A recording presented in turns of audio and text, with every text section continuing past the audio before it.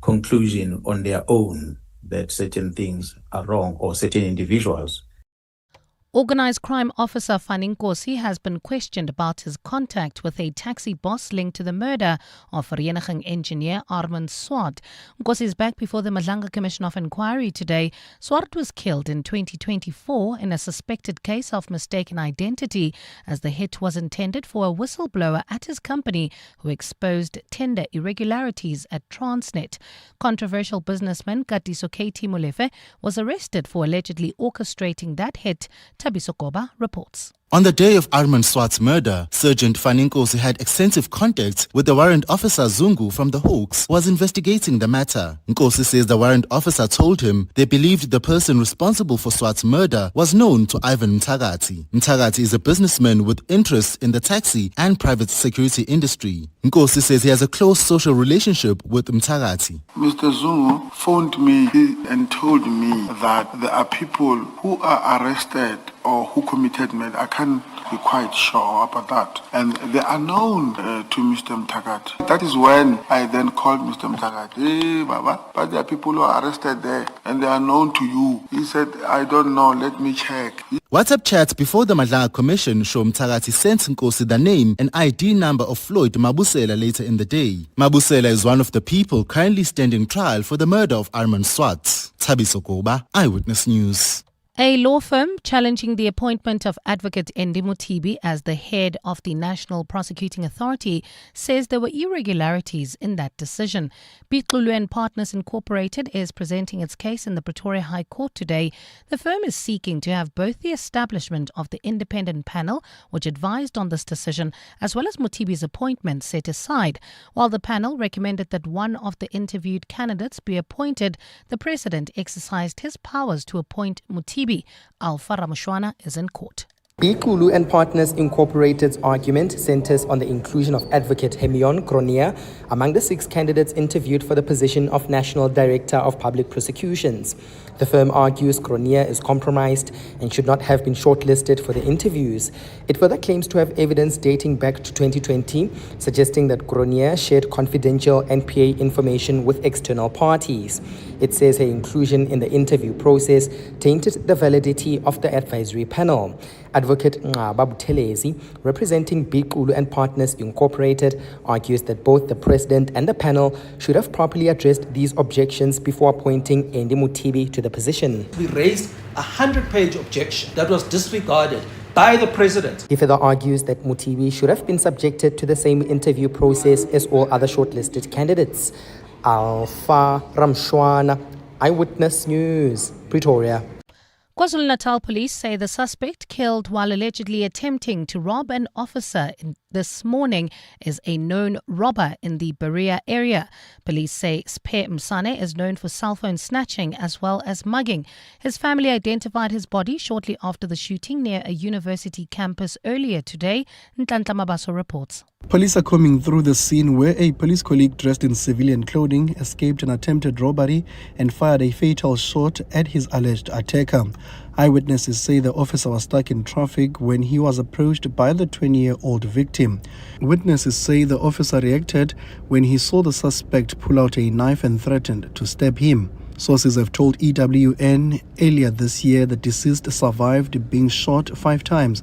A week ago, his father, a retired police officer, paid 10,000 for his bail after he was nabbed for attempted hijacking.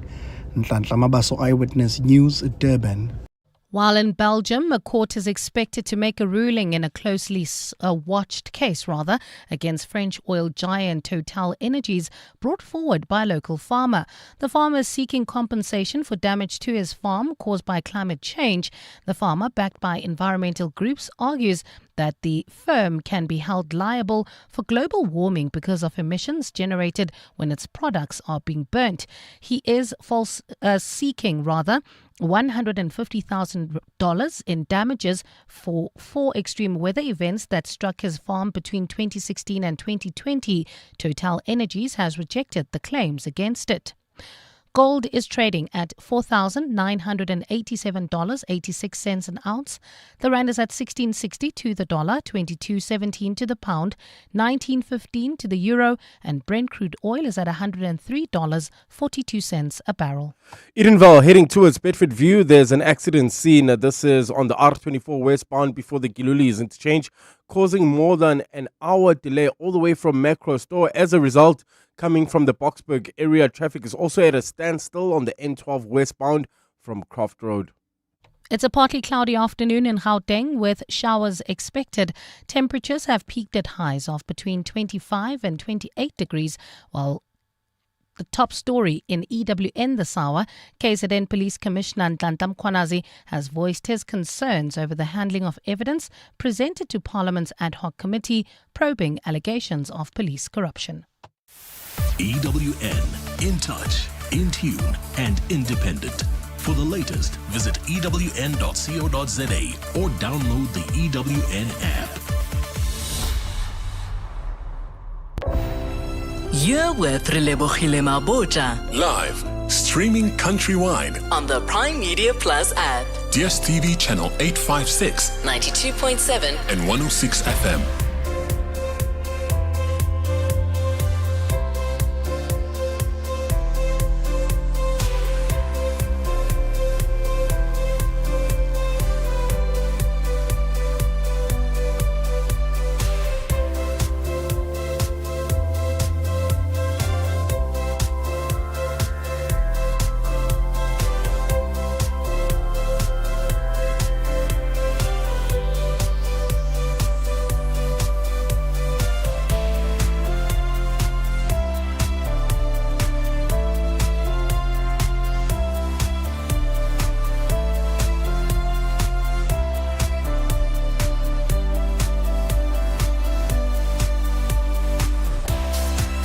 8 minutes after 1 o'clock. Welcome to 702 Afternoons with me, Relebogile Mabotja, on this Wednesday, the 18th of March, as we have a very special edition of 702 Afternoons in store for you today. We have been speaking about it during the week on my colleagues' shows as well, and I hope you will indulge us for the entire 2 hours. It is for the very first time that we are using the entire 2 hours of the show for a very special and unique masterclass. So that is what we're going to be doing today. We have been chatting to all of you around the mathematics crisis that we are seeing in South Africa when it comes to education. Where are the gaps and where are the holes? And in the middle of one of our conversation we were having around the many schools where basic mathematics is basically non-existent. So many of you came through sharing your challenges as educators, as principals, and we said, let us actually have a full-on masterclass where we can hear from all of you and bring you a group of experts that can contribute to this conversation. So I hope you do get in touch with us as we cover understanding the current maths crisis, the root causes of the maths challenges that we see in South Africa, and contributing factors, and then of course, what are the solutions? What is it that we can do about it, and why is mathematics still something that is so important? Don't forget as well, we have a special giveaway with Club Med. Make sure you stay tuned. It is not going to be winning the same way you did yesterday, I promise you. So you have to stay tuned to find out how it is you can win and be a part of the grand finale, where you could be getting a 70,000 Rand beach safari getaway trip courtesy of Club Med and 702. So get in touch with us. 011 883 0702. SMS us 31702. Tweet at Relebogile M at Radio 702 using the hashtag 702 Afternoons, and the WhatsApp line 072 702 1702. 702 Afternoons with Relebogile Mabotja on 702. Let's walk the talk. 702 Masterclass.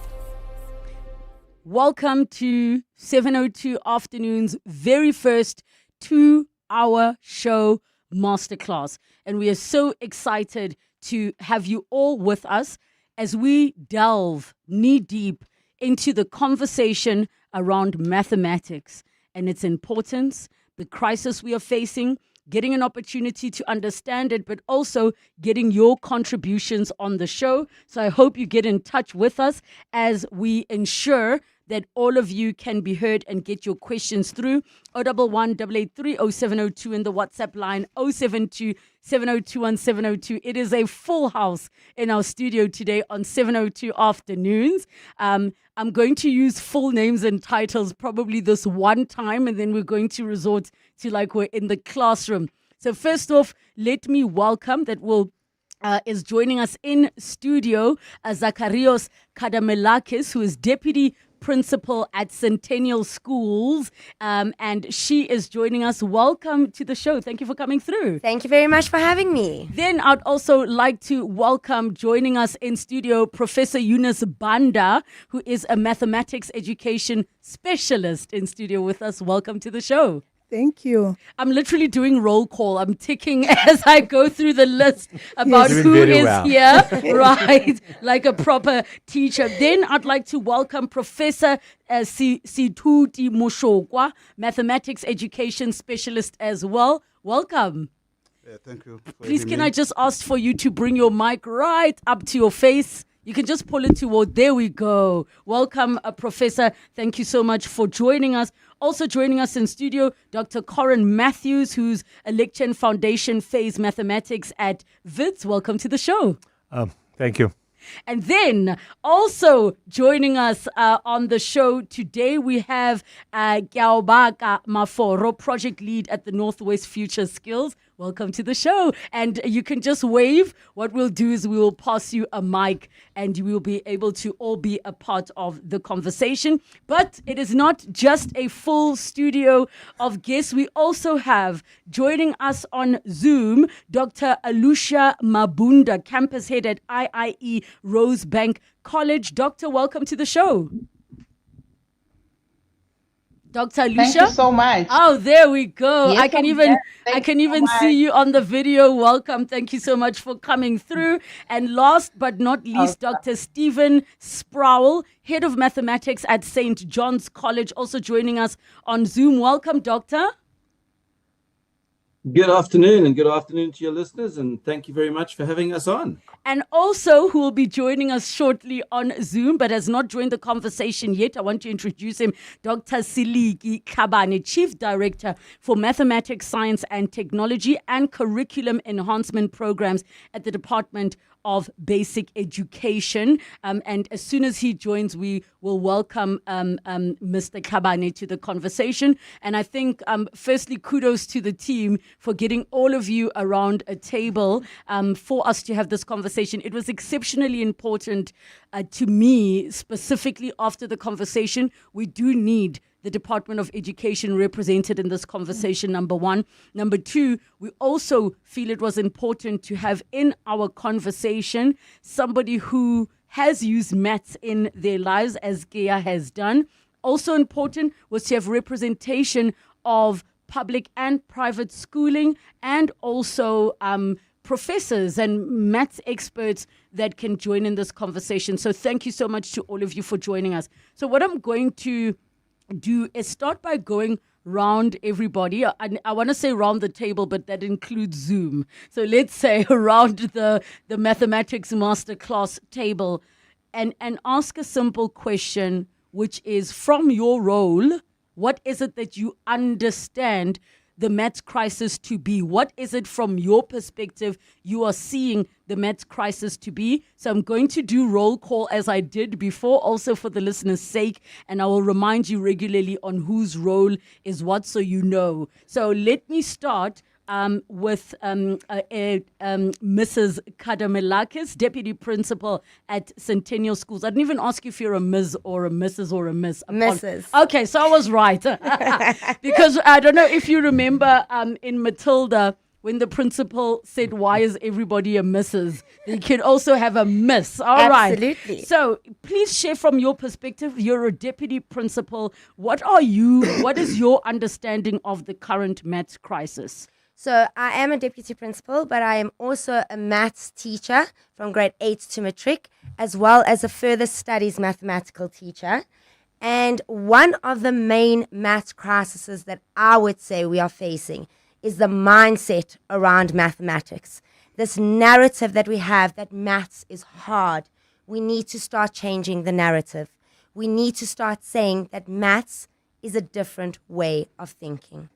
I think another major crisis we are facing as deputy principal and as maths teacher is this whole debate about maths versus maths lit. And I want to make it very clear. We have very different doors. We have very different strengths. We have very different futures. The question we should be asking is which door aligns to our students or our child's future, dream, and aspiration. I have to ask a question so we all are understanding. I'm sure everybody in the room understands and on Zoom, but for myself and the listeners, you mentioned that you also are a further maths teacher. What does that mean? That is an advanced program mathematics. So stats and probabilities Absolutely, and all of those calculus in higher. Yes, okay. Because when we were in school, us millennials, it was called advanced maths. Yes, it is. The advanced program is now called further studies mathematics. I've got you. And thank you so much for clarifying, because there is room at this table to talk about the role of that further maths and the advanced maths. Because for those kids that go into actuary, they get a little bit of a step forward before they step into the tertiary space. We now move on to Dr. Mabunda, campus head at IIE Rosebank College, who is on Zoom with us. Doctor, what is your understanding of the current mathematics crisis in South Africa? The crisis is centered mainly on the absence or the reduction in the number of students that are taking on mathematics, while as a nation we are battling with filling up spaces in the STEM sector. So we are not producing engineers enough to cover up or to close the gap that exists in terms of the scarce skills due to the lack of mathematics. So that is where the crisis actually is. And obviously on how I feel about who does and who doesn't do mathematics, it's something that we'll uncover as we continue with this conversation. But we are not meeting our numbers as a nation, and it is indeed alarming that we are having high schools that are now not even giving parents or students an opportunity to study mathematics or to do pure mathematics. While we're still on the line, Dr. Sproul, head of mathematics at St. John's College, what is your understanding and observation of the current maths crisis? My sense is that the crisis is actually quite systemic. It runs from 2-year-olds sitting watching too much TikTok and not playing with things, all the way through the primary schools, through the high schools, through the universities, the teacher preparation. And it even runs into an economy where, we're seeing a number of technical skills being reduced in the sense that they're large corporations, your Murray and Roberts and companies that size that are shutting down. And so it really is a systemic issue. That said, there are some really committed teachers and there are some really hardworking students that continue to make a difference, that continue to put their hands up, that continue to provide South Africa with the mathematical competencies and skills that we need.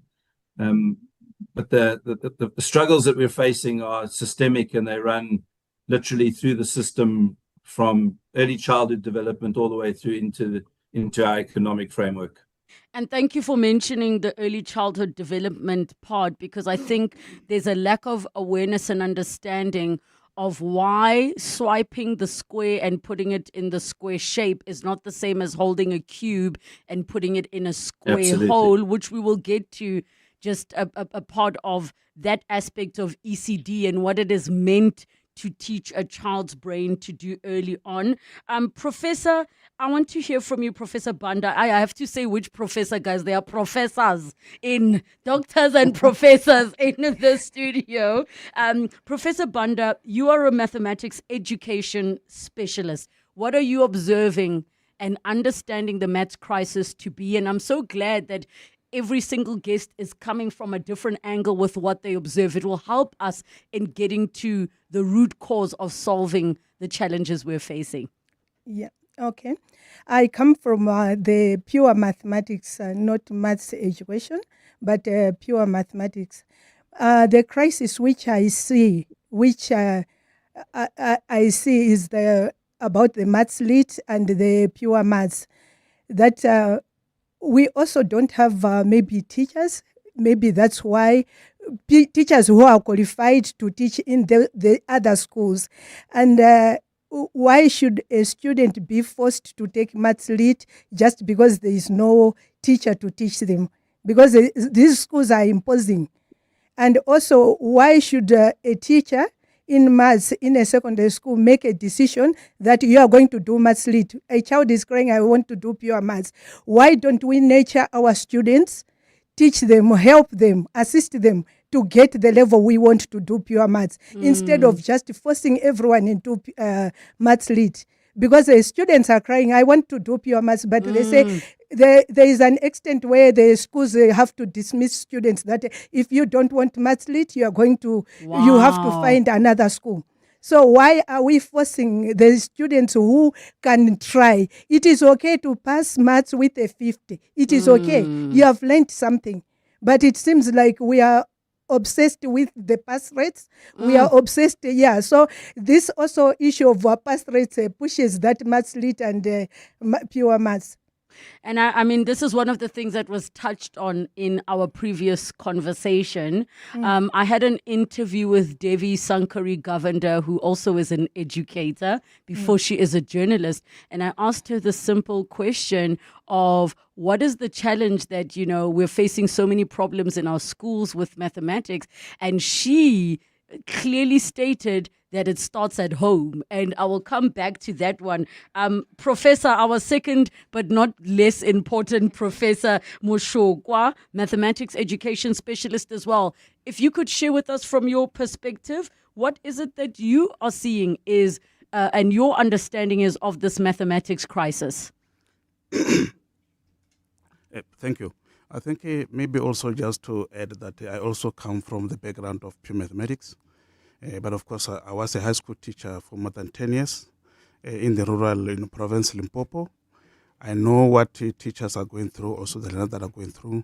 But I think the crisis that we have at the moment is the fact that the number of students that are taking mathematics are getting down. And not only that also the quality of the pass rates of these learners is very, very much low. So the crisis for that is huge for the country. But I think the other issue is the issue of appreciating the value of mathematics. Not just for passing tests or examinations, the value that it adds to you in terms of problem-solving skills. It does not mean that we want you to become a mathematician. You will need this kind of skills in almost every career that will be taking. Thank you. All right, and now we go to Dr. Corn Matthews, lecturer in Foundation Phase Mathematics at WITS. Share with us from your perspectives, because this is interesting and maybe help us understand. You're teaching Foundation Phase, but at a university. Share with us how that works out. So just thank you for the opportunity. My children have a little trick they tell me because I speak so much. They normally just put their hands through their throats and say cut. Cut it. Okay, yeah, I'll remember. when I really go on just because say, cut it, yeah, then I know it's time to stop. So Yes. so the education system starts with. So at university, we're the education campus, and so we start with foundation phase, which is the ECD, and then we move up to primary school, grade 7, and then we go to matric. So I'm foundation phase, where we focus from early childhood development, which is before school, grade R to grade 3. And so here's the two things that, first of all, that we inculcate in our students is the first crisis is what we term in theory base is called that our children have no mathematical resilience. Now, mathematical resilience is this notion that it is okay to fail but you don't give up until you find the right answer. Yes. So we're in a society, especially around mathematics, where people feel they have to all the time get it right in mathematics. And so when children are confronted with a wrong answer, they don't have enough mathematical resilience to walk through the problem. And how you do that is by developing mathematical resilience, is to have a collective that you work with. So for Can I example, pause you for a second, because I love what you just said, which is so powerful. It's almost like having the kind of stamina you need, because mathematics is not a memorize and regurgitate subject. You have to practice it. And even when you understand the equation or the formulas, you have to do it different times with different numbers, whether it's solve for X or it's a very basic subtraction and addition. So I love what you said, because that is reminding us that it's not about right or wrong necessarily. Obviously, when you're marking a test paper, it's a different conversation, but it's understanding it is a process. You're not just going to run the comrades. It is a long-term process where you might get injured, where you might be having a bad day, not remembering the formula.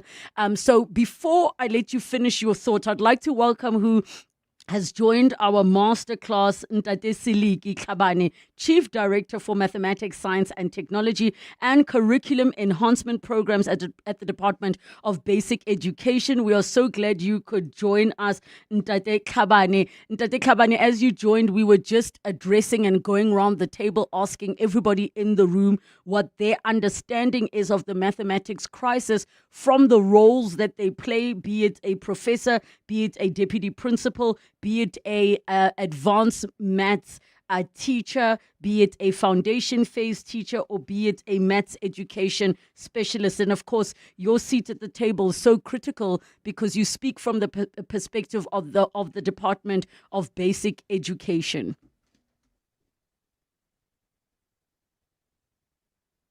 Thank you very much for the opportunity and for inviting the department into this very important discussion. And let me greet all the experts who are either in the studio or on the platform. Yeah, I actually joined right from the beginning when you were still introducing everybody who was in the room. So I managed to hear all the views that were expressed up to this point, and we appreciate them as the department.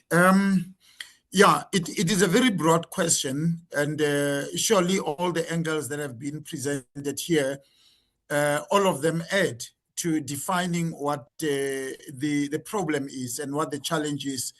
And I'll just add and say, yeah, from government point of view and skills development point of view, the challenge of the number of learners who are offering mathematics continues to be on the radar, as this feeds into critical professions that require mathematics as a basis. And that if we don't get enough number of learners to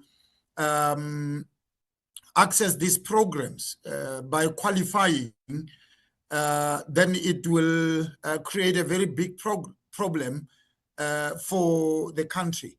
The other crisis that we are facing is the obsession with gaining admission into universities, that the skills base of the country does not always require people with degrees.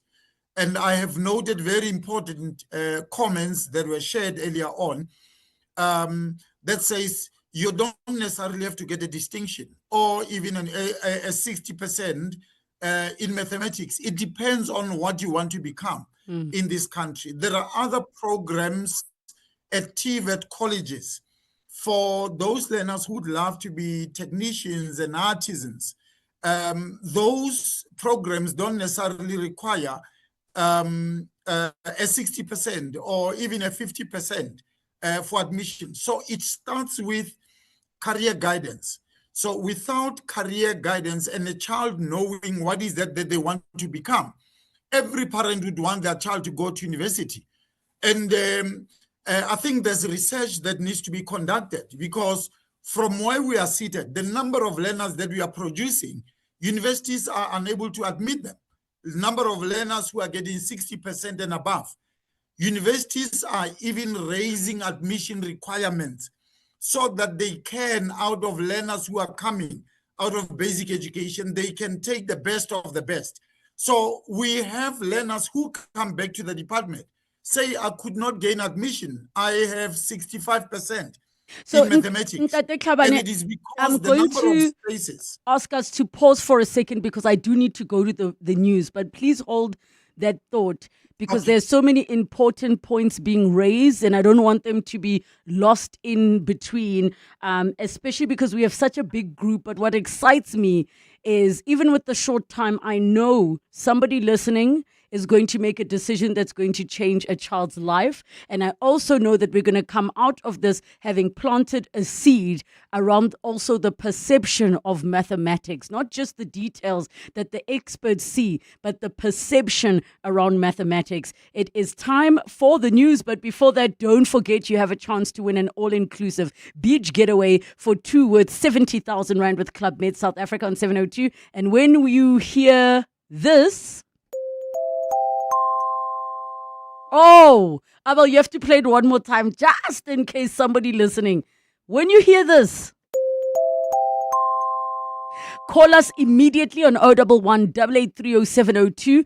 The first caller through is going to answer a simple Club Med question correctly and you'll secure your place in the grand finale. T's, C's and more apply. Time for your latest Eyewitness News headlines. It's just after 1:30. Good afternoon. Thanks, Relebogile. Good afternoon. The Johannesburg High Court has denied the state's request for a postponement in the attempted murder case against Vusimuzi Matlala.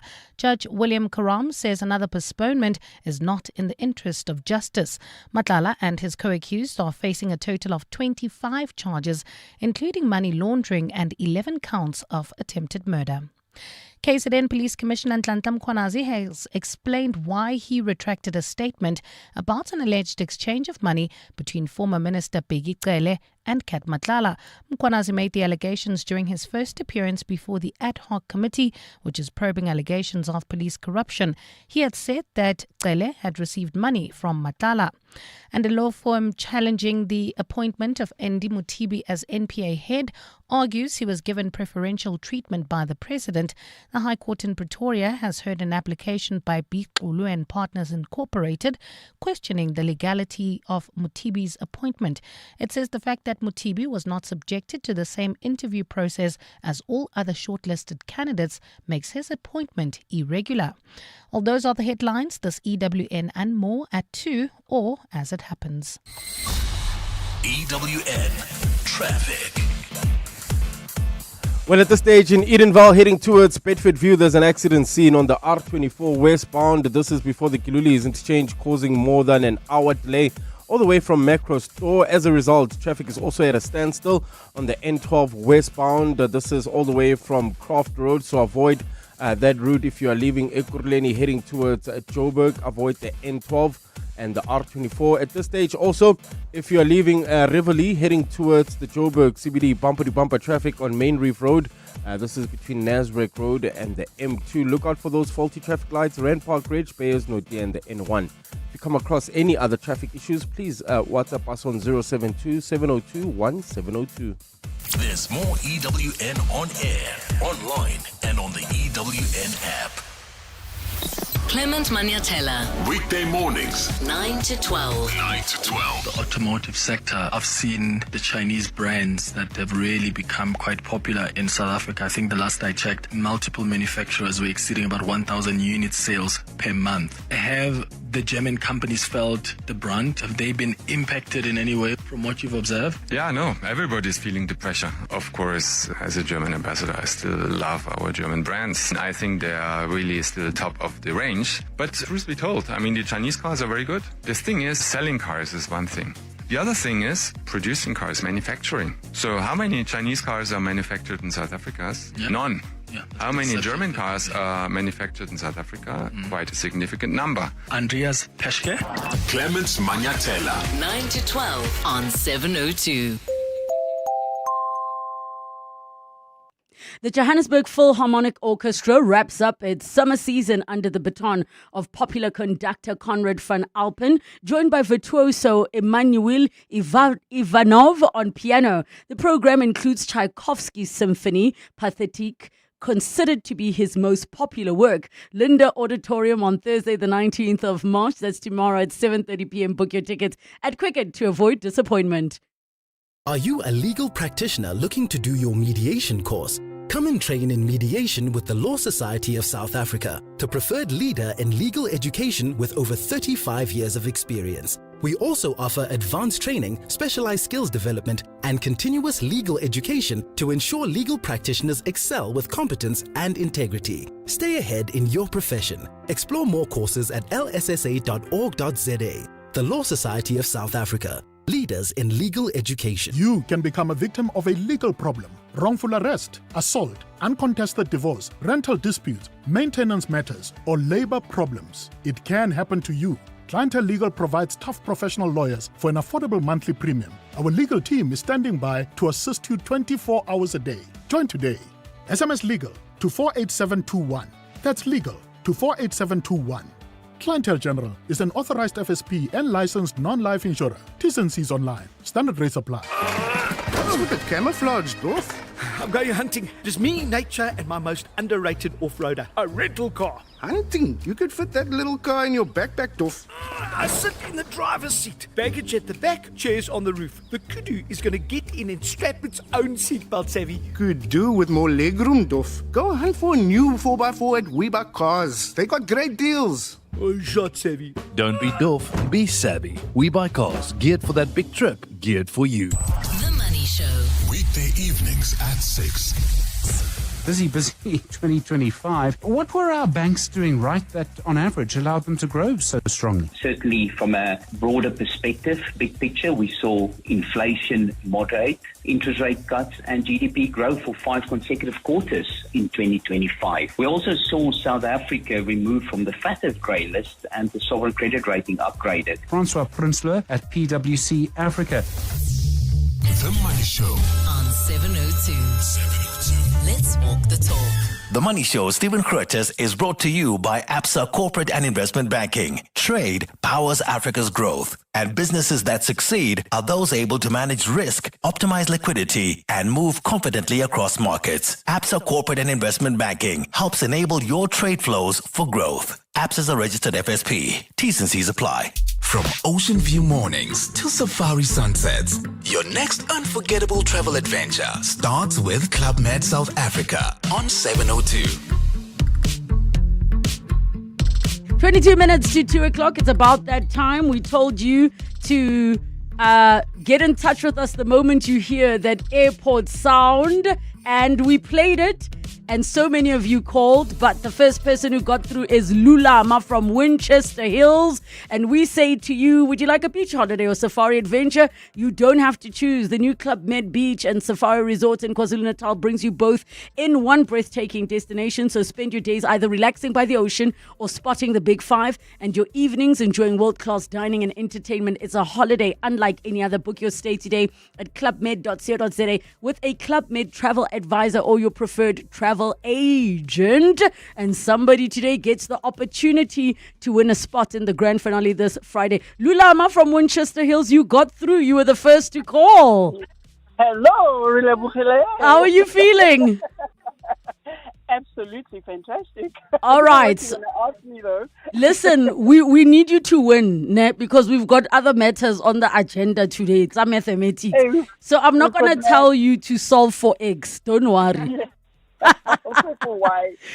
All right, so here we go. The question is simple, and I hope you get it right. Are you ready? Yeah.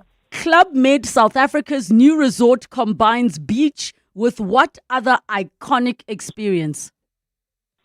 Safari. Are you sure, Lulama? Absolutely. Just heard you say it, Relebogile. You sound doubtful. No. I love me a confident queen. Congratulations, Lulama! I am so happy you've won yourself a spot in this Friday's grand finale where you could be walking away with an all-inclusive beach getaway for two worth 70,000 Rand. The best of both worlds thanks to the new Club Med South Africa Beach and Safari Resort on 702. So for your chance to win, tune into 702 Afternoons with me tomorrow to find out how to enter T-Season. More on primemediaplus.com.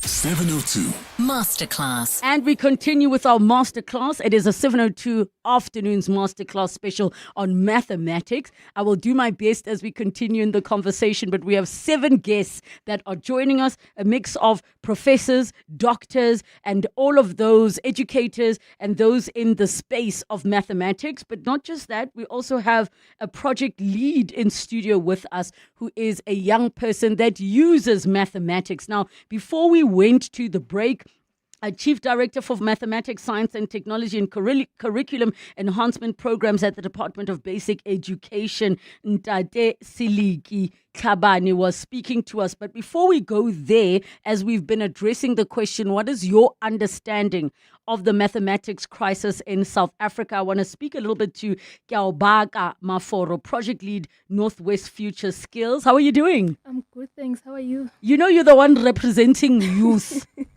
I am. You're the one representing all the students and learners in the country. What has your maths journey been like?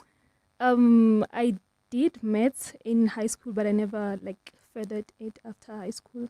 Was it basic maths? It was pure maths. Pure maths, okay. And pure mathematics, was it higher grade? Higher grade? Oh, okay, my language is so different. I will find out from everybody. I'm assuming in relation to what we did, it was equivalent of higher grade mathematics. You see, guys, we are learning here. Mm-hmm. Now, you never used it, but what are you doing with mathematics now in your life? I think in the space that I'm in, the tech and innovation space, we use maths almost every day. In I think also we also need to understand that as South Africa, we do not have a maths ability problem. We have a maths exposure and confidence problem. Yes. So I think in this space, as we are working with young people, we got to realize that when we combine maths and solving real life problems, everything becomes easy. So it's easy when you do maths, but in a practical way. Yes. When you see that I'm building this solution and it's working this way, I'm using maths to solve this problem. Are there any things that you didn't do well at school that now you're using mathematics in your day-to-day make sense now? They do. Yeah, they are. And what is the difference in how you learned it? Is it because now it is practical that you need the mathematics to create something, to build something, to design something? Yes, I think the problem was we didn't see the relevance of doing maths in high school. Listen, everybody in the room, Professor, Tate Tlhabane, the young people say clock it, ne? That's what they say. And I think you're hitting the nail on the head. And thank you so much for chatting to us. So we're going to go back to the educators. I left Tate Tlhabane in the middle of his thought. And now I've given you something to think about that Gia has mentioned. Tate Tlhabane, as the Department of Basic Education, how often do you actually hear from learners themselves that have expressed what has been expressed now by Gia? Yeah, no, thank you very much for affording Kia the opportunity to use Radio 2000 to speak to us. I would love for it to be Radio 2000, but it's okay. We forgive you. It is 702, but yes, it's still talk radio. Don't worry. We've got you. So you were saying about Kia. Thank you for that. Yes, you were saying about Kia. We really want to appreciate. Yeah, we appreciate that you gave an opportunity, and I think more young people should come onto the platforms like radio and speak to us. But we do have a number of fora where we engage with learners through the student representative councils. We also have other formations like SASCO that we have meetings with from time to time. And it is this fora where they express their concerns, their appreciation, their worries, their concerns. about education in general. And that is why I appreciate this platform as well on Radio 702 for the opportunity that you gave, Kia. And yes, Kia is correct that we don't have a crisis, we have a problem. And that problem we need to acknowledge that it is there. I was indicating earlier on that one of the challenges that we are having is career guidance.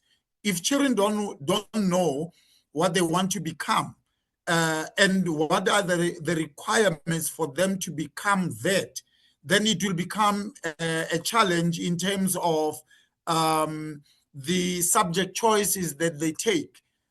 We accept that we need to increase the number of learners offering mathematics, but we do not believe that we are in a crisis state because we are producing the number that cannot even be admitted into universities. But we also want to talk to parents and everybody that they must not be obsessed with universities. There are other pathways that are available depending on what the child wants to become, and that we need to work together to assist learners to be able to access that. No admission requirements, know what type of mathematics pass is required for this program, and that we assist children to meet those minimum requirements for admission into those programs. Yes, if we don't work together as a nation, we will be in a crisis if we do not produce sufficient number of learners who graduate at university. The other challenge that we are facing, it's not only on the pass rates. It's a double-edged problem of the pass rates as well as the participation rates, the number of learners offering mathematics. We've got three types of mathematics in the country. Usually, we always talk about maths versus maths lit.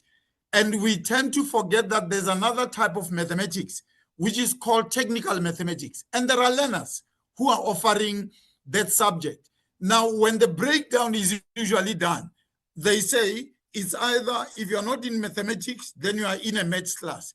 We would like, particularly those who are in position of influence, to communicate the right message and say we offer mathematics, mathematical literacy, as well as technical mathematics. We can't take the entire population and break it down between these two. Then we are misinforming the nation about the percentage breakdown of those who are doing mathematics and those who are not doing mathematics. The challenge that was raised earlier on about schools that are not offering mathematics. This problem on its own needs to be understood well. A majority of these schools that are not offering mathematics are what we call small and non-viable schools. They are in communities where you've got about 50 learners in a school, from grade 10 up to grade 12. And you find that in a grade 12 or grade 10, you have 15 learners there. Now, these schools present a problem for the department in that we are unable to provision for them appropriately in terms of teachers, in terms of other resources, because the number of teachers that are provided to a school are directly linked to the number of learners that are in a school. A school that has a big population of learners will be provided with a bigger number of teachers through what you call the post-provisioning model. Now, these schools that are in the rural areas in the main, they have been built by communities. The approach of the department is that we need to merge these schools so that school A and school B and school C, if you merge them into one school, then you would have a good number of learners. Can I ask you to provide? Yes, and Tate Khabane, I'm busy making notes as you are speaking. And there's something I want to ask you, and maybe I just have an issue with the language.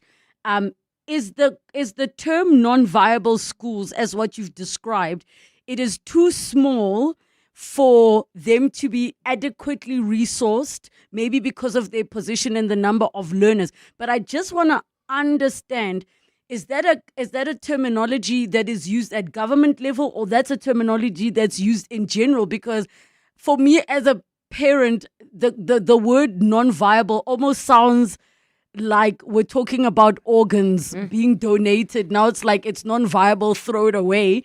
And I'm going to give you an opportunity to come back to that one. What I want to do quickly is go back to Dr. Matthews, Foundation Phase Mathematics at WITS, who's a lecturer there. You were finishing your thought that you were sharing, but I'm sure you have new thoughts. Before you give us the new thoughts. I'm going to go to the old thoughts. They're going to go to the old Yes. thoughts, but also I want to use you, because you deal with foundation phase, to be the one to explain to us, as Ntate Khabane touched on it, there are 3 different types of maths.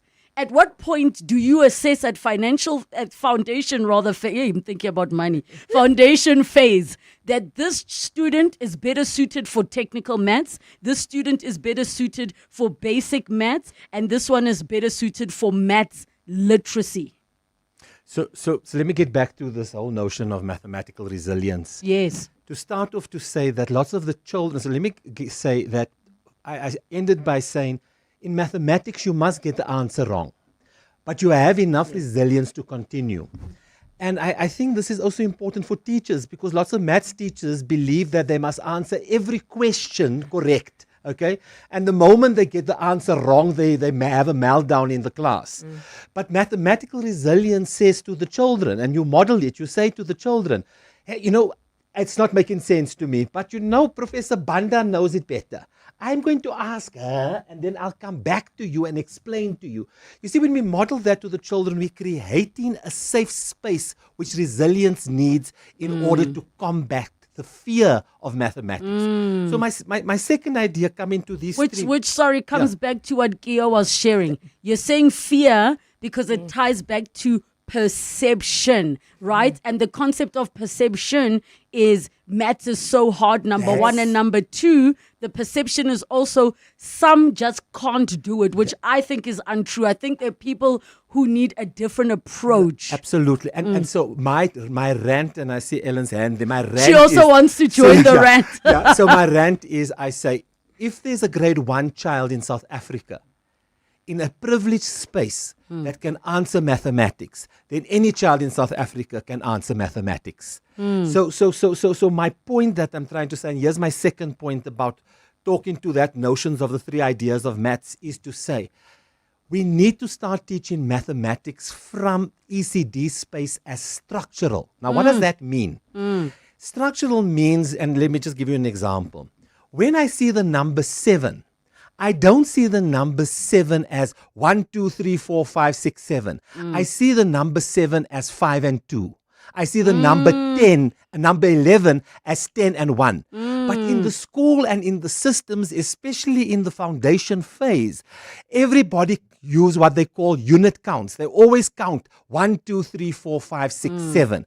So when we start in foundation phase teaching structural mathematics, we then address that issue that we're going to solve later. Now, let me just give you an example.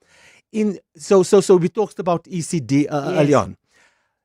So and for those who don't know, early childhood development is 0 to 5 years old. And obviously, depending on where your child is on the spectrum and other things, there are certain defined outcomes of what ideally a child should have hit in terms of milestones by 5 years old. That's right. So what you want there is, in the Swedish countries, you want a play methodology in that year. But what our schools are doing, because they are so driven by maths outcomes, they've changed the grade R to a mini grade 1. So we want to keep a play methodology in focus. Sorry to pause you. I always need to make sure the listeners are walking the journey with us, right? So even if you aren't a parent, grade R, which is what we used to know as grade 0, is where they still are in civies and they play to learn. Grade 1 is where now you're in uniform and you're sitting at a desk and you're doing a different way of learning. So in essence, you are saying, if many schools are starting to bring grade 1 methodology into grade R with the perception that we are trying to prep them for grade 1, you're missing on the fact that these 5 and 6 year olds still need play to learn. Am I explaining that correctly? Beautifully. The difference is around mathematics in the Swedish countries. They bring in structural mathematics through play. So what happens they play with beads in a 10 bead in two colors, red 5 and another 5 in white. And the child already, before they even come into grade R, are exposed to structural mathematics. So what's the problem here with us in South Africa is that our children and our teachers don't answer mathematics quickly. So you don't only want children and teachers to answer mathematics effectively, but you want them to answer it efficiently. And I'm going to end with this example. Here's the difference. I can add 5 and 2 together effectively. I can say 1, 2, 3, 4, 5 on my finger. Yes. Plus 2 is 6, 7. Yes. Yeah? That's effective. Yes. But what's efficient? I keep 5 in my head and I say 6, 7. I got you. So what happens is, in the South African context, and lots of the children are taught, I don't know if you've seen that research, where even in grade 7, they're answering the maths questions with lots of strokes. You see, because the orientation is towards counting by units all the time and not seeing the structure of mathematics. So if we start in the ECD space with structure in mathematics, foundation phase, primary school, the high school is going to look better, and university is going to look better because they see the structure in the maths. I need to go to an ad break, but I wanted to just say on that, I feel like, and if I hear you correctly, you spoke about beads. Did we let go of the abacus too soon? And maybe the abacus needs to come back, because I'm imagining that if the number is 10 and you can see 8 on the left and 2 on the right, you start to train the brain to memorize that on the left there was 8, so I'm just counting 9, 10. We do need to go to an ad break. Everybody hold your thoughts, make your notes. We are coming back. More isn't just a word. It is Stand Up Asset Management's commitment to doing better every day for our clients. It's about investing to create futures and delivering on our promises. It's about never giving up on better, because better starts with more. We invest in more to give investors data-led insights that transform, portfolios built for a changing world, and consistent performance you can trust. Stand Up Asset Management. Invest in more. Stand Up Asset Management is an authorized financial services provider. It's time to save big. Don't miss out on Telkom's biggest sale of the year. Get unbeatable prices and incredible savings on smartphones, data, and more. Hurry! The Blue Bargain Sale is for a limited time. Call 10213, click telkom.co.za, download the My Telkom app, or visit any Telkom shop.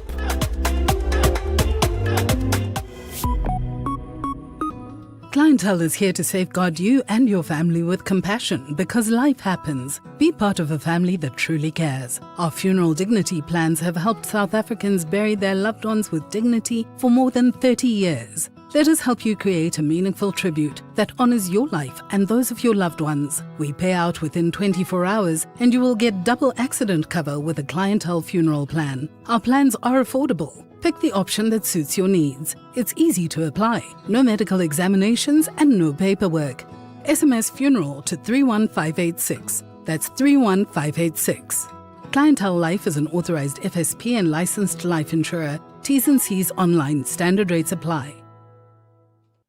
Parenthood doesn't come with a manual. That's why 702 Afternoons with me, Relebogile Mabotja, brings you Parenting and Parents, a feature dedicated to the real conversations that matter most to families. From expert advice to practical tips, it's a space to unpack the challenges, celebrate the small wins, and help you feel a little more confident. Catch Parenting and Parents every Monday from 2 p.m. on 702 Afternoons. Parenting and Parents on 702 is brought to you by Sanofi, together against RSV.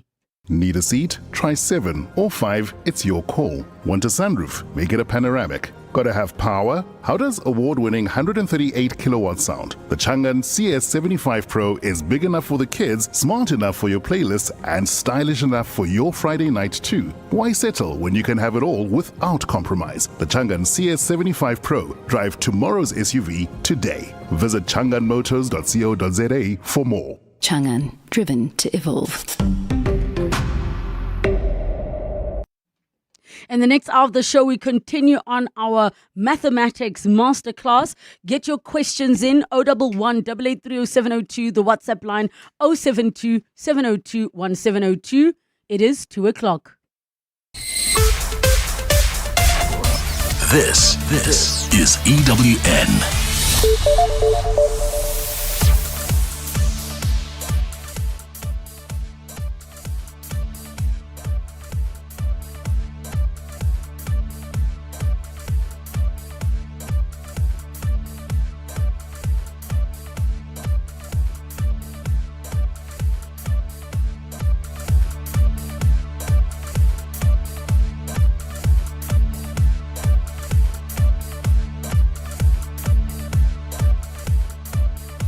And it seems we're having a bit of a technical issue with our EWN team, but we'll ensure that we bring you the latest in headlines at 2:30. And make sure you go to primemediaplus.com. I know this is exceptionally unusual, but this is the nature of live broadcasting. So we apologize in advance for those of you that were tuning in to hear the latest in our eyewitness news, which means we continue. 702 Masterclass. 1 minute after 2 o'clock. Okay, I guess it's a sign, right? That we needed to spend more time having this conversation. Get in touch with us, 011 883 0702, the WhatsApp line 072 702 1702. And this masterclass with me, Relebogile Mabotja, is brought to you by Standard Bank Travel. Download the Standard Bank app and book your next trip via Standard Bank Travel. Standard Bank is an authorized FSP and registered credit provider. Now, as we continue with our masterclass on mathematics, we are joined in studio. We have with us 8 guests, and what I will do so that I leave as much time as possible to all of you getting the information, asking your questions, I will remind everybody who I'm speaking to every time I go to them. Before we left to go to the news and continue with our masterclass, we were having a discussion basically coming from what was said by Ntate Khabane, Chief Director for Mathematics, Science and Technology and Curriculum Enhancement Programs at the Department of Basic Education, where he touched on two things that stood out. The one being that there are 3 different types of maths, even though as a people we only speak about 2, which is basic mathematics as well as maths literacy. And he touched on the part of technical maths, but he also touched on the concept of non-viable schools, which I definitely will come back to him on in regards to the schools that no longer are having your basic maths. And we also have a few guests joining us on Zoom. So what I'm going to do, I'm going to come to you, Dr. Sproul, first, and then I'm going to go to Mrs. Kadamelakis, and then afterwards, I'm going to now bring up the next set of questions, which is really to say, what are we doing about it and how do we solve? Now, the intention was to ask that question from 2:30, but I realized that we actually need to start to have it now. We've all addressed what the issues are that we see. We also have heard from Kyaobaga Maforo, Project Lead Northwest Future Skills, as the young student representing all learners in the room, that maths exposure is a challenge. We've also all spoken about the perception of maths, the fear of mathematics, and maybe the misconceptions that some kids cannot do maths, therefore you give up. And we also then will jump to opening the lines to all of you, because I'd like you to all have an opportunity. Those of you that are parents, absolutely frustrated. Those of you that are concerned for your children's futures, looking at the future that we are dealing with of AI, and what the role is of mathematics in a future where you have the answers at your fingertips, which takes us back to what mathematics actually teaches your brain to do, because sometimes it isn't about the numbers, it is teaching you a way of thinking, which you will still need even if ChatGPT is your best friend. So I want to just go to Dr. Sproul, Head of Mathematics at St. John's College. I know you had a thought on your side. Yes, just a few things maybe worth just having a look at some of the numbers that we're seeing every year coming through. Mr. Tlabane was talking about technical maths as a third possible stream. We do, of course, also have further studies maths, a very small group in the country, but still a significant group in terms of their contribution once they get to university. The challenge with technical maths, of course, is that it constitutes probably about 5% of the students who do, it's smaller than 5% of the candidates who are doing mathematical literacy, and quite a bit less than 10% of those that are doing mathematics. One of the concerns is that if we look at the curve, at the graph of the symbols at the end of matric, so we have 0 to 10%, we have 10 to 20%, 20 to 30%, all the way up to 90 to 100%. One of the challenges that we're finding is that the modal group, the group that has the most students in, lies between 30 and 40%.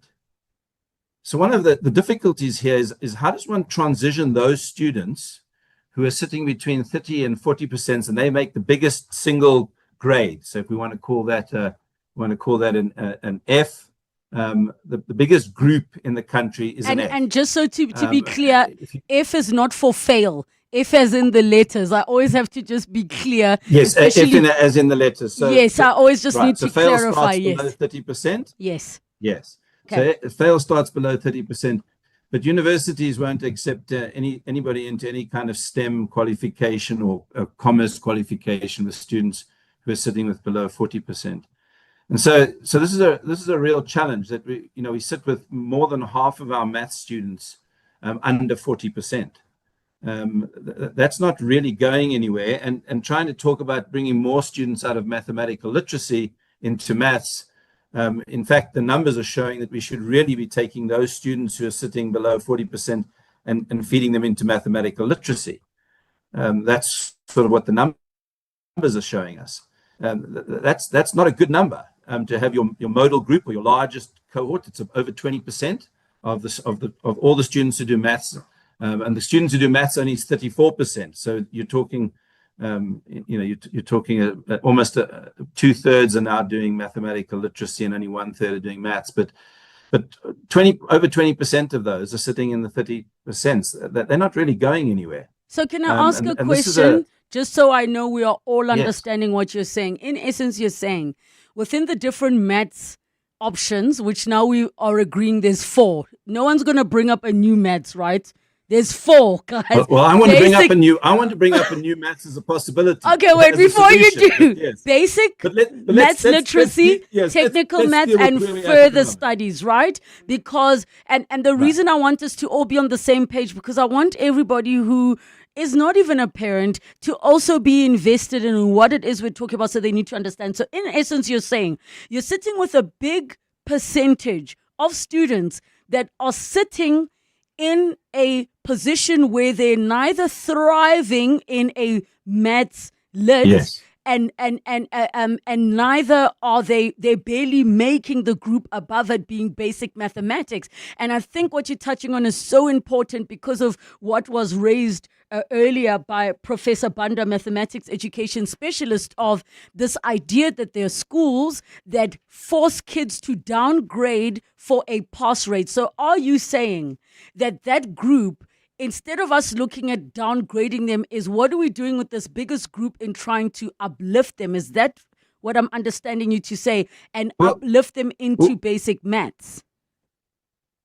Right. So I'm going to just call it mathematics as opposed to basic maths. It's our standard mathematics course in the country. Yes. So the question is the group, this large group of students who constitute almost half the students that are sitting between 0 and 40% for mathematics. They constitute almost half the group of the students who are doing mathematics. Either something needs to be done to grow them mathematically, or in fact, where we sit at the moment, those students really should be doing mathematical literacy, or they should be looking at TVET colleges and artisan work and the N and the T courses in mathematics. So we've got this group that we're sort of assuming should all be doing mathematics, but they're actually not performing. I get you. We're stuck. I get and so the challenge. Oh, I think we are losing you there in terms there of is obviously coming through from the team and Gear's comments about applications to inspire children. It comes from all of those spaces. What I'm suggesting is I know it was a very emotional aspect. I was involved in the national curriculum setting back in the early 2000s. I worked actively in the apartheid era to bring education into the space and get students into universities. Okay, so the challenge that we sit is back in the day we had this thing called standard grade maths, and you've alluded to it. Yes. In your comment again. We had this thing called standard grade maths. And standard grade maths was a dumping ground in the old Department of Education and Training. That dumping ground, unfortunately, Dr. Gunder's not wrong. It's becoming a bit of a dumping ground for maths lit. But the result was that when we were in the early 2000s, late 1990s, the challenge was that it was a very emotional response to standard grade. I personally lectured students at Wits University who had spent time and been dumped into standard grade. I have a good friend who went on to get a master's degree in geography and very mathematical, but he got dumped into standard grade because the teachers were scared he was going to fail higher grade. So there was a very emotional response there, and I fully understand it. But we're 30 years down the road now, and I do think that we're in a space now where we really should be looking at a second tier of mathematics, not for students who want to do engineering and actuarial, those types of things, but students who want to do maybe life sciences or maybe want to study business degrees in marketing. Can I ask a question? Systems. Is the maths you're referring Yes. to what maybe, let's say, to simplify, we'd call it maths for life? So it is the basic math skills that everybody needs to just get through life, like understanding percentages. Yes. So that would be that's mathematical literacy, what you're describing. Okay. I'm talking about a mathematics course that maybe removes some of the very abstract content. So maybe some things like your very complicated metric geometry or your compound angles in metric. And maybe we could not call it standard grade. The standard grade has very negative connotations. So we could call it something like essential mathematics, or foundational mathematics, where it's providing these students who are sitting with the 30%, that we don't want them to be doing mathematical literacy, but they're not thriving. They're not being productive in a math space. And we give them this real rich opportunity to still do mathematics and move into courses, whether it be at the universities of technology, whether it be courses in the life sciences, whether we need an element of maths, but we don't need the engineering maths, and we don't need the physicists, and we don't need the actuaries. I'm going to come. I think it's time to be talking about bringing that back as one of the solutions. So before I go back to, I see Dr. Mabunda's hand is up. I'm going to come back to you, Mrs. Kadamelakis, Deputy Principal at Centennial Schools. You wanted to raise something. Sorry, hold on one second. You can go ahead now. Thank you very much. I have 2 points. The one point is speaking about this misconception of maths lit. There's a stigma attached to maths lit, that maths lit is the easy way out. Only weak learners take maths lit. You can't succeed with maths lit. And that is a misconception. Maths lit is practical power. Maths lit is powerful because it equips learners for real life numeracy, for budgets, for data and decision making. Maths is abstract power. So if you have the grit, the precision, and the ability to sit with a challenge, that's mathematics. So we need to understand that maths lit and maths are for different learners. Then going back on the second point that I wanted to build on with this maths resilience. Maths resilience is developed if we develop confidence in mathematics. And where do we develop confidence in maths? Through positive learning experiences. At Centennial Schools, we try to ensure that each student experiences maths as curiosity and discovery. Because when you're experiencing maths through curiosity and discovery, that is when this culture of fear starts to break down. And we actually start to embed a culture of engagement, of enjoyment. And talking about play doesn't stop at foundation. All right. I'm going to go to Dr. Lucia Mabunda, who is joining us on the line, campus head at IIE Rosebank College. Doctor, go ahead. Thank you so much. I will try to be as fast as I possibly can, but I want to touch on something that Kia touched on in terms of her not going ahead with mathematics and the fact that she did not see the relevance. And just to give a personal example to say, I found myself during my high school days in the same position as Kia, where I did not see the relevance. But lo and behold, when I was in grade 12 in a boarding school, with a teacher who understood mathematics and loved mathematics, my mindset completely changed, which gave me very, very extremely good results in my mathematics. And all that was needed, it was someone who's going to stand in the classroom and show the learners that this is doable, this is attainable. So we really need, Mr. Sileke, to look into our system, especially the education, basic education, because whatever my colleague here is saying from VETS, you are the feeders. You need to give us the students who have been trained either in maths or maths lit, but if there are no people who have the love for mathematics in the classrooms, we will continuously have students who want nothing to do with mathematics. And I'm going to touch on this word that you used, non-viable schools. And these are schools you classify that they can either be having less numbers or they're in this areas where it's difficult. I am here in Gqeberha and I got an opportunity to go and speak to the grade 12s of that school, so Kaisa, in Gqeberha, where now the principal has said all the students in the school are doing mathematics, pure mathematics. And guess what? The school is doing well, but we have a challenge, and the challenge is we are promoting a competitive advantage or competition amongst our schools, whereby now each province wants to be number one. And to be number one, you must go the easier route. And going the easier route also includes just doing away altogether with mathematics. Because even if we have 15 learners in matric, in fact, 15 learners means the ratio is reduced from the normal of 1 to 30 or 35 learners. So that would mean if we can put that one educator who is passionate about mathematics, we can have the 100% from that very same school with the number of learners. So I don't think we can actually credit that to the number of schools or resources. Let's capacitate those resources that we have. How do we capacitate them to be able to take on this challenge?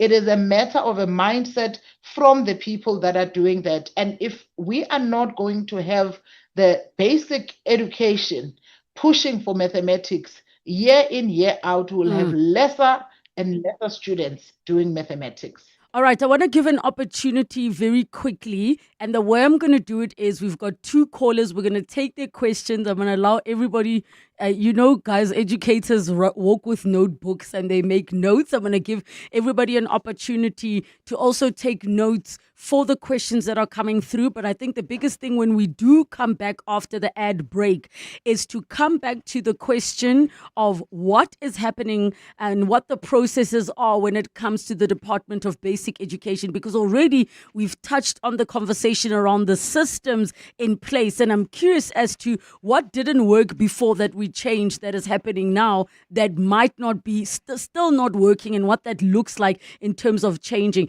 Let's go to Vula from Bedford View. Thank you for waiting so patiently. You want to talk about merging mathematics with AI? Go ahead. Yes, good day. I'm calling from a company, Extra Marks Education, and in this age of AI, AI can actually transform rote learning in mathematics by shifting classrooms towards interactive, personalized and collaborative modalities, helping to reduce the dropout rates build confidence and improve uptake of core mathematics amongst the students while empowering teachers and parents with real-time insight. So what I'm saying is that EdTech has actually been omitted in the conversation that you're having at the moment, with your masterclass. This is an age of AI, so AI can actually assist in maths. Thank you. Sorry. No. Yes. I was saying thank you so much for that. I mean, I almost feel like this first hour has predominantly been just laying the land of what it looks like before we even got to that part. But we definitely are making the note about the conversation then is how do we use AI in the system for us to assist with our maths challenges? And then we take a question from Mzwake in Katlehong. Mzwake, go ahead. You want to ask about the 30% issue? Go ahead. Yes, it's more 30% issue as well as the standard grade. I disagree with us having to create standard grade or drop people from 30%.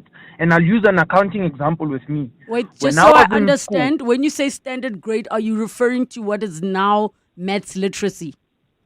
No, what was standard grade? I think the one panelist was talking about the possibility of dropping the kids that are 30 to 40. And I'll use an example with accounting. I did accounting, I was very good at it, but I used to hate bank recons, which then meant I did standard grade because I hated bad recons.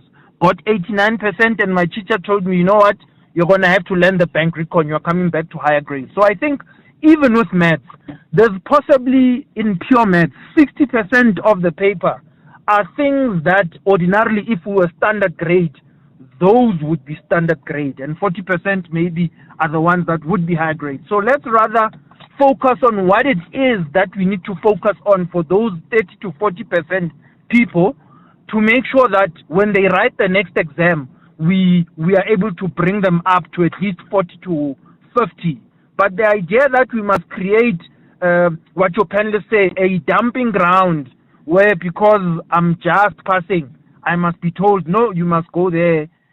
No, we can't dumb down our country and our kids like that. We must do something to bring them up to the 40s and 50s. I hear you, Mzwake, and I've got all the experts in studio here. You're not exempt from answering. You're here also as a student expert. We do need to take a break. When I come back, I'm going to go round the table now to really get some feedback on the issues that have been raised. For now, we take a quick break. What do you consider amazing? At Lexus, we believe it's experiencing next, now. The Lexus NX elevates every journey with confidence, sophistication. Built for ambitious drivers, modern lifestyles, and families with tomorrow in mind. From its striking design to its efficient hybrid performance, this premium SUV delivers what's next, today. Book a test drive at your nearest Lexus dealership, because next is now. Lexus. Experience amazing. T's and C's apply. Brush, stroke, paint, color, protect, and admire. From roof paint to exterior textures and interior silk, Warrior Paints has it all. The product range and stylish colors are amazing. And what's more, Warrior Paints has crushed prices for incredible savings. Enjoy that good old-fashioned personal service you deserve. For price, quality, variety, and service, Warrior Paints is streets ahead. Warrior Paints. Affordable, lasting luxury. Are you a legal practitioner looking to do your mediation course?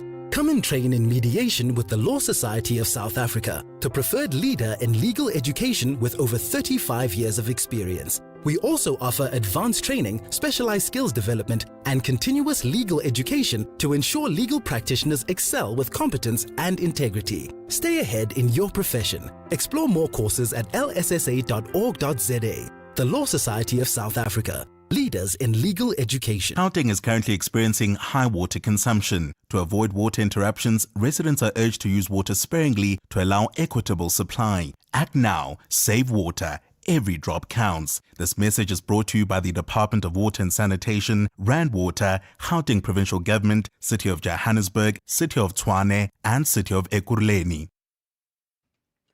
Respiratory syncytial virus, or RSV, is a common virus that affects the airways and lungs, especially in babies and children. To find out more and learn about how you can keep your little ones safe, tomorrow on 7:02 afternoons with me, Relebogile Mabotja, we'll be in conversation with pharmaceutical company Sanofi. Keeping the health of your kids top of mind, they'll delve into symptoms, preventions, and awareness around RSV. So tune in to 7:02 in conversation with Sanofi, together against RSV. From brainy to bizarre, if it's worth knowing, it's on the masterclass with Relebogile Mabotja. Brought to you by Standard Bank Travel on 7:02. 25 minutes after 2 o'clock, and we're in conversation with a panel of 8 that have a vested interest in a discussion around mathematics. And we took 2 callers before we went to the lines. One who brought up the issue of why we're not looking at the ed tech perspective of merging mathematics with AI, and also the comment around standard grade and the possibility of reintroducing it, as one of our guests had shared, that what does the data say? Why are we not rather uplifting people as opposed to creating a new grade that becomes a dumping ground? But what I want to do before we continue, we take your calls on 011 883 0702, the WhatsApp line 072 702 1702. We'll be together up until 3 o'clock. I want to very quickly ask Baka before we go to all of our experts, project lead from Northwest Future Skills. From your view and what you're hearing in terms of the conversation, how does that resonate for you, being a student that has lived everything that has been spoken about? Where for you, as you shared, mathematics, you didn't really see the relevance, even though you did pure mathematics, even though you passed. But what are your thoughts based on what is being shared right now? Because my fear is always having a group of experts and adults that are not living the experience, talking at young people and not actually understanding their view. Okay, I think from my side, it's like understanding like the root cause of the crisis. I think that is the missing puzzle in the discussion. Do you think young people believe there's a crisis, or they don't? They don't. So what do they think? Like when you speak to your peers and high school students, when they speak to you saying, I don't do maths or I do maths literacy, what are they sharing with you? I think like when they share their experience, or Yes. like when they say like I don't do maths because of, Whether it's they're doing maths or they're saying I don't do maths, but what do young people share with you? Because these are your peers and you're the big sister to these kids. You're saying they don't see a maths crisis. Is that because they don't think maths is needed, especially now with AI, or what are they sharing with you? yeah, they don't think, or I think like they don't see how maths is. I think now that we are like going to the 4IR era, Yes. they don't see how important maths is even in that era. So I think if we started them from like a very young age to like try and like build confidence in them, and then there's this thing, there's this thing of like maths is for a selected few. I think if we like make maths available to everyone, and then start like at a very young age, because I don't think a child, 5 years old, a 5-year-old child would know if they want to do maths or not. I think then if we start them from that age, like build confidence, build like the ground of maths, then when they get to grade 7 or their high school, if they have like background and like the foundation, they wouldn't think maths is for certain or selected few.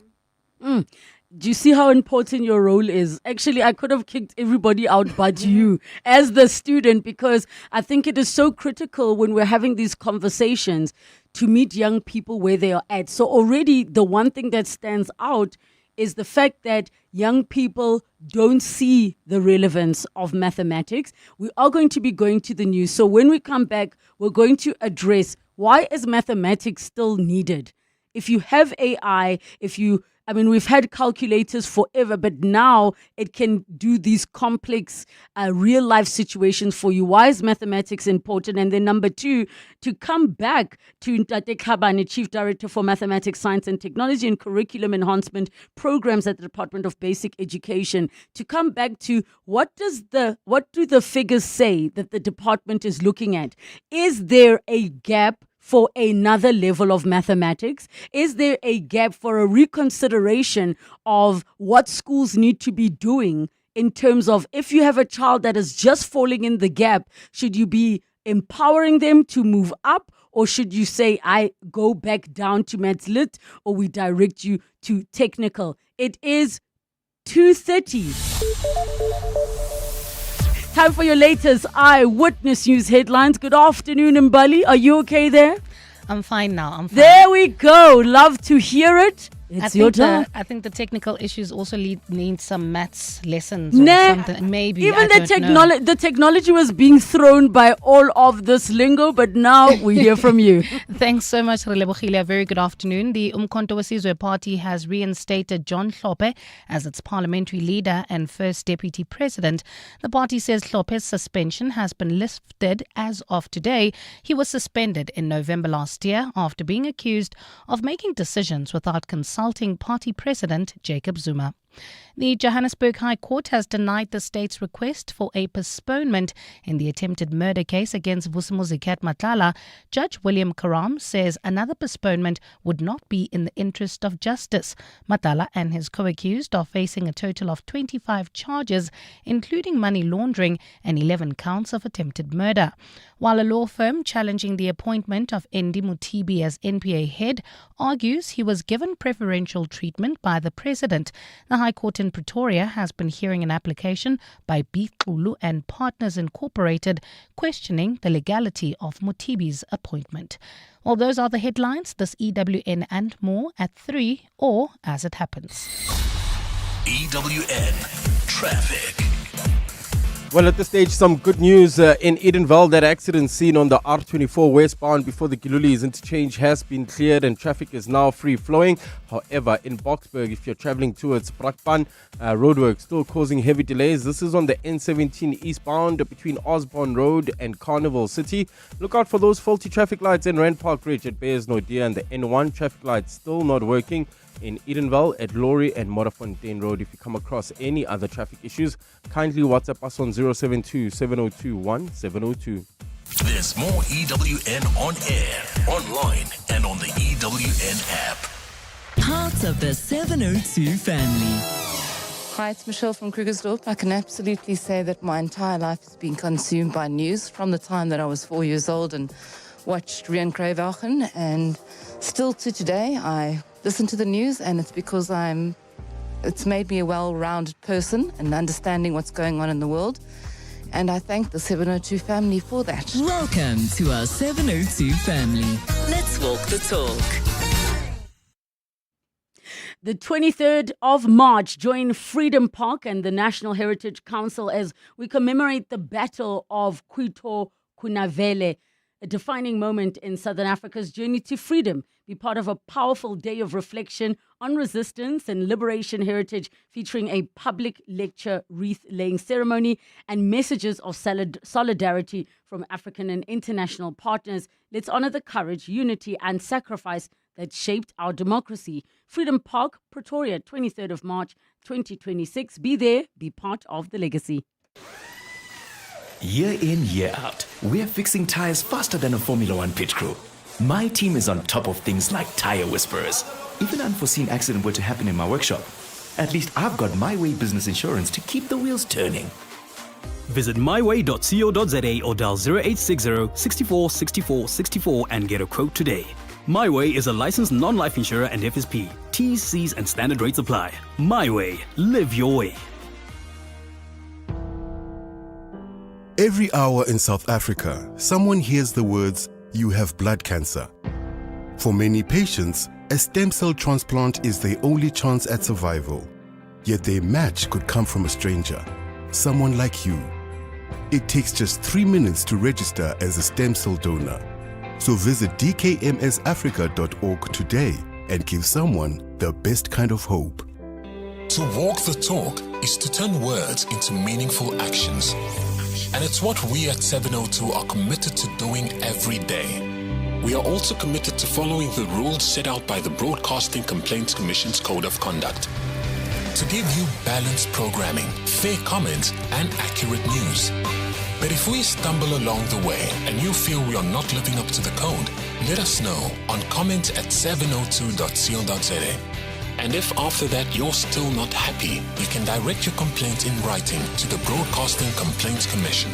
Email bccsa@nabsa.co.za. For more, visit bccsa.co.za. Some holidays give you the beach. Some give you the bush. What if one destination gave you both?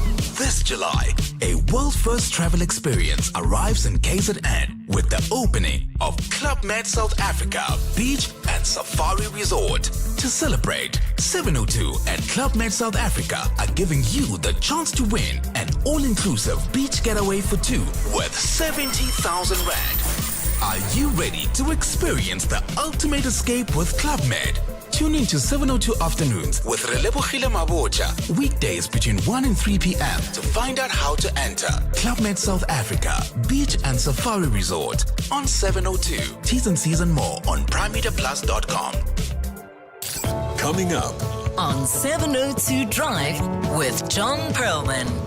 702 Drive is coming up from 3 to 6 p.m. with John Perlman. Good afternoon, John. What's coming up on your show today? Don't worry, we're not going to ask you to recite pi. Pi? Yes, the mathematics pi. I wasn't bad at that. It's actually quite good. Good afternoon, everyone. And good afternoon, Relebogile. I hope you're well. Real drama in African football. The Confederation of African Football has taken a decision that Morocco are the champions of Africa, not Senegal. Even though the Senegalese won on the pitch, there was controversy there. Obviously, we must acknowledge that. They left the field for 10 minutes, which you're not allowed to do. But it's a huge debate. I mean, I don't think anyone is really going to acknowledge Morocco as the winners. Certainly, the history books will always have an asterisk there. But we'll look in detail as to, A, how the decision was arrived at, and B, whether it's sustainable in any way, shape or form. We'll do that at 10 to 5. Government is looking to more tightly regulate Airbnbs and similar kinds of travel offerings. We hope to speak to the tourism minister about that later in the show. Relebogile, yesterday we began a big debate around the Johannesburg Art Gallery and money the city is planning to spend 23.6 million Rand preparing facilities where all the artworks can be relocated while they fix the gallery. Bit of a controversy as to whether that money actually needed to be spent or whether a private sector offering to do that on the private sector purse was properly considered or indeed was credibly put together. That's where the debate lies. We'll talk about that after 4 o'clock. KZN Police Commissioner General Nhlanhla Mkhwanazi is in Parliament. We'll catch up with what he's saying in response to questions he's being asked, and we'll pick up on what's happening with the Madlanga Commission of Inquiry as well. That's coming up just after 3. 702 Drive with John Perlman coming up from 3 to 6 p.m. Big questions, smart answers, real insight. The Masterclass with Relebogile Mabotja. Brought to you by Standard Bank Travel on 702. 22 minutes to 3 o'clock, and we continue with this 2-hour 702 afternoons mathematics masterclass, where we have been looking at understanding the current maths crisis and looking at contributing factors. There have been contributions as well around the table with our 8 guests of what could be possibly introduced, but also from the perspective of a principal, a teacher, a maths education specialist, a professor, as well as a representative for the Department of Basic Education, Chief Director for Mathematics, Science and Technology and Curriculum Enhancement Programs, as well as our youth and representative project lead from Northwest Future Skills, where we are trying to get to not just the bottom of the issue, but have a robust conversation of, I almost feel like much as we believe that this conversation would bring us solutions, it is painting a clearer picture of what the picture needs to look like. Now, I feel like I want to go to basic education, but before I get to basic education, let us get our listeners' questions answered. And I'm not sure who's going to raise their hand first around, and I think I saw Professor Banda, who was responding and nodding her head the most around AI and it merging with mathematics. Now, you are a maths education specialist. What have you observed AI can do? Is it something that you believe? Because my gut, and I'm speaking now as a parent, is I still believe my child needs to learn mathematics properly before he even believes that there's something, that a tool is there that can help him. But in my mind, as just a parent, it's because I think his brain needs to work in a certain way. Maybe you can share with us EduTech and AI. Yeah, first of all, we should know that mathematics is not a spectator sport. It is not a spectator sport. You need to participate. You need to practice. So using AI, there is nothing which a child is developing. They are just observing what the algorithms behind the AI is doing. And this is not instilled in a child.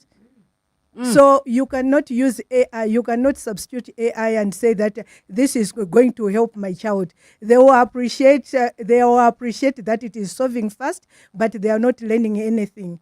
And most of all, I always discourage using these gadgets. Why do they call them smart gadgets? They can do everything which you want. But are you doing the things? No, it is not you who is smart. It is the gadget which is smart. So you need to be very careful when you are using these gadgets to solve maths. Is your child learning anything from there? This is mathematics is not a spectator sport. You need to take your pen and paper and solve the problems. That's one thing. I also want to comment on what Mzwake asked about the 30%. We shouldn't run away as educators in maths to say that, okay, there is a group of students who can't pass, then we put them in maths literacy. What are we doing as educators? Why can't we solve them? Why are they in the 30% in the first place? What is your job as a teacher? You are supposed to teach those people and lift them up from 30%, lift them up to 50%. But you cannot, that every time there is a 30%, a lot of people who can't do this and you run away, you introduce a program. We need to uplift those people. This is our job. This is why we are in teaching. We need to analyze what the problem is and try to help those students pick up and put them in the right level of which we need. So every time we are creating a program or dumping these students, we are running away from solving the problem. We are not helping in any way. And when you look at Mathslit, they talked about people going to TVET and whatever. The path which it takes them, when you say the university, you need 6 subjects or something like that. There is no path which is clear for somebody who is taking Mathslit. They can go to the arts and whatever, but there is no actual path which Mathslit helps you. So why are you introducing Mathslit? Tell the student to take history. Be used. Tell the student to take history or geography, which is going to help them, instead of Mathslit, because you say the student doesn't need maths. I have to just ask a question around MSSA, the Mathematical Sciences Strategic Alliance, and I want to just get a bit of an understanding, Professor Moshokwa, this collaborative initiative that is there to boost the quality and status of mathematical sciences through strategic planning and unified action. Now, because this is work you're doing, please help us all understand, the parents, the learners, why is mathematics still relevant and important in the era we are living in today? If I can ask you to come right up to the mic. There we go. Right. Why is it still important? Why is it still relevant? Right. Thank you very much. I think as colleagues have alluded, mathematics is important in each and everything that we do. Now, we have challenges in the sense that we want to create options that, even if you cannot do mathematics, we can introduce mathematics A, mathematics B, instead of really solving the problem. The problem of perception and resilience, as my colleagues have mentioned, is very much critical. We need to address that. Now, the foundation phase, where most of the critical skills can be started to be learned at, we know that we've got challenges in our foundation phase at schools, which means we need to empower those colleagues who are at the foundation level to ensure that our learners have got a very strong resilience in mathematics or even in other analytical skills from the beginning.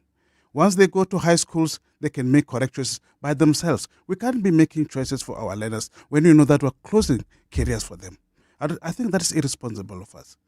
What we need is to bring back all the collaboration that we can have and ensure that we resolve the problem that we have and make sure that kids can have proper careers, quality education, and not to say that mathematics is difficult, please don't go there. I think that's irresponsible. Thank you. Ntate Khabane, before I go round the room getting final thoughts for everybody, because I realize time is not on our side, but also there's a lot to contribute, and I just love the passion in the room.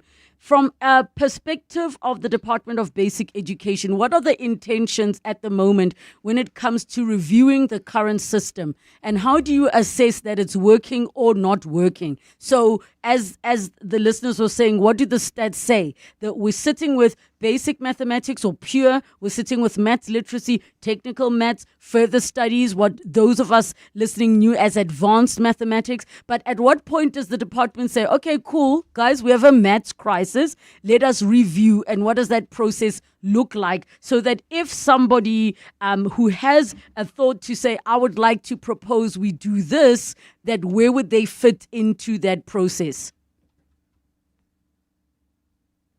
Thank you very much, Relebogile. I think to directly respond to the question of is there room for another type of mathematics, where we are standing at the moment, in as much as we welcome all ideas and arguments and debates and recommendations, we have three types of mathematics. I heard Dr. Sproul talk about the fourth type of mathematics. We have three. That is mathematics, that is mathematical literacy, that is technical mathematics. There might be some other independent schools in the country that are doing something that is not in line with the South African curriculum, and that would be a foreign qualification. Perhaps Sorry, Ntate Khabane, I just want to correct you now. I just want to correct you, and my understanding, and because the experts in the room are shaking their heads saying it is not just IEB. I went to Pretoria Girls High, which I don't think is IEB. I took it more advanced mathematics. So I think the differentiation of the further maths is offered at all schools. And the further mathematics is the one where your really bright kids are able to have the capacity to advance to do calculus, statistics, probabilities in preparation for maybe those that can easily get into engineering, actuarial science, and all of those things. But maybe from a basic education perspective, it is three, because advanced or further maths only happens in high school. I'm looking around the room. Is it thumbs up? Yeah. It's thumbs up. Okay, so we are aligned. So this is from the perspective of basic education, not secondary school. Okay. So as you were saying in Ntate Khabane, yes. We can have okay, thank you. We can have a conversation on that on another day. South Africa is one of the very few countries where every learner is doing mathematics. As I indicated, either mathematical literacy, technical mathematics, or mathematics. We are one of the very few countries that do that. And the purpose of each is different. And I appreciate that one of the panelists expounded on the importance and the purpose of mathematical literacy. Every citizen needs to be exposed to mathematical literacy, because mathematical literacy prepares you for life. You become a manager, you have to deal with finances. And you don't need to have done mathematics for you to be a school principal, or to be a manager in a shop, or to be or even at individual level, that when you receive your bills from municipality, from your cell phone company, from the bank, you must be able to deal and interpret numbers. And that is the purpose of mathematical literacy. Now, what are the numbers saying? South Africans are very hard on themselves sometimes, and sometimes we tell half the story. In as much as what we are telling is true, it is not a complete story.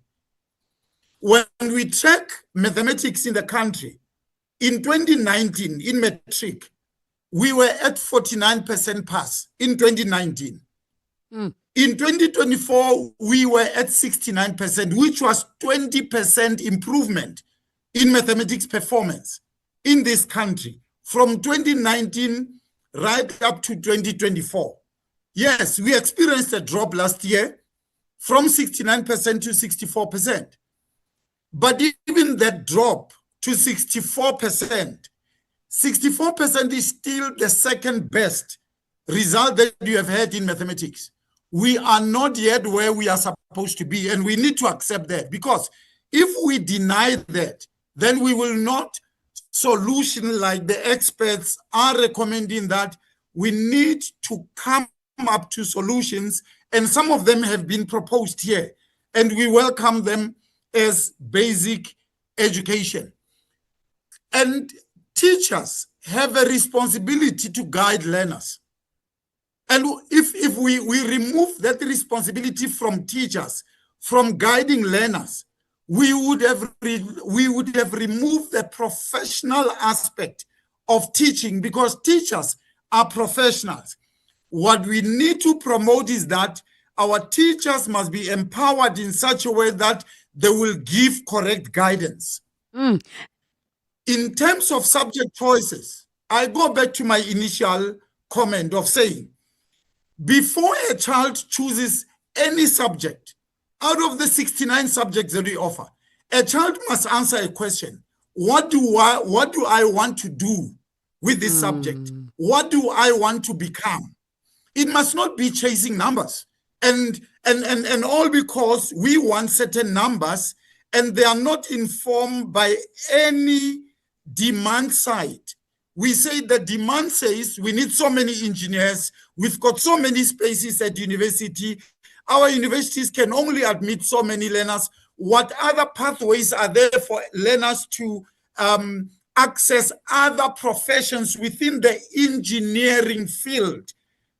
What other options are there?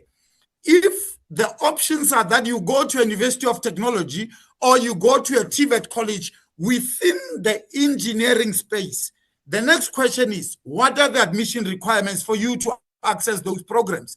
Then we need to work together to assist the learners to access those programs.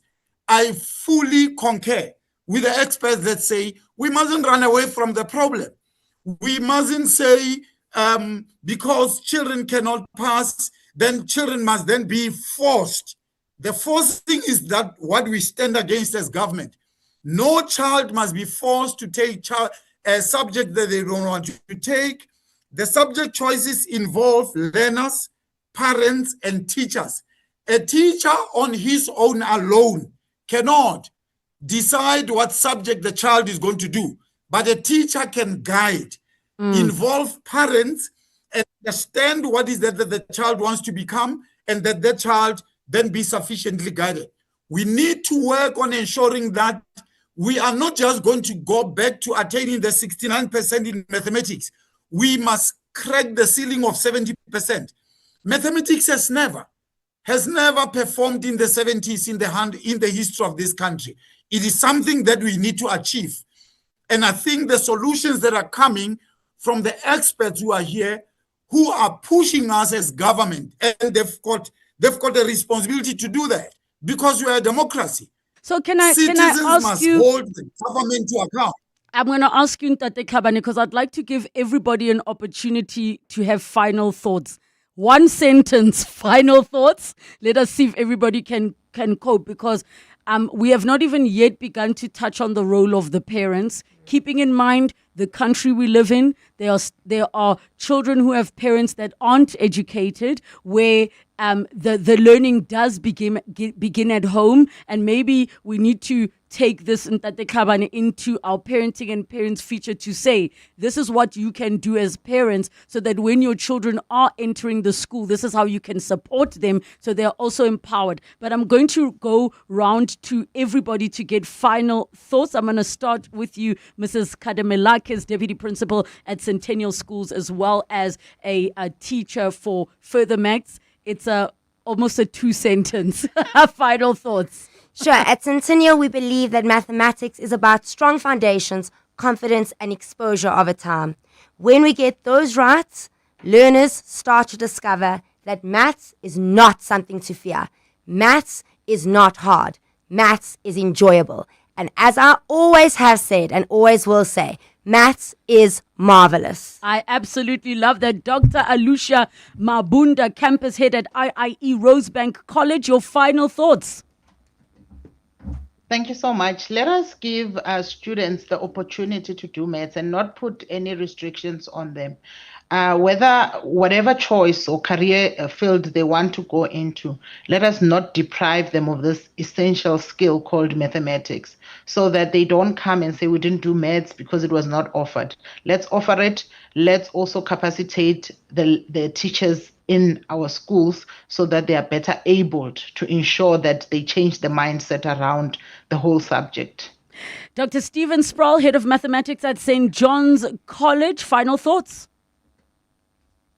Yeah, the only way we move forward here is with great teachers. This is all about the teachers. It's about what we do in our continued professional development, and it's about what we do in initial teacher education. More initial teacher education needs to be happening in quality schools. We have 3 interns that we have at the moment. Great. They're learning wonderful things from quality teachers. And so the more we can get the young teachers doing internships rather than just being on a university campus, they can experience the teaching from the get-go. But this is only going to be solved by improving the quality of teaching. The other things all will help. They'll all head in the right direction. But quality teaching is really what it's going to come down to. Professor Banda, 1 sentence, mathematics education specialist, final thoughts? We should stop the negativity towards mathematics. Negative ideas, they only block learning, not ability. With a positive mindset, each brain, and I repeat, each brain can do mathematics. Thank you. Professor Moshokwa, mathematics education specialist. Thank you very much. I really appreciate the time that we have had to discuss this very important aspect.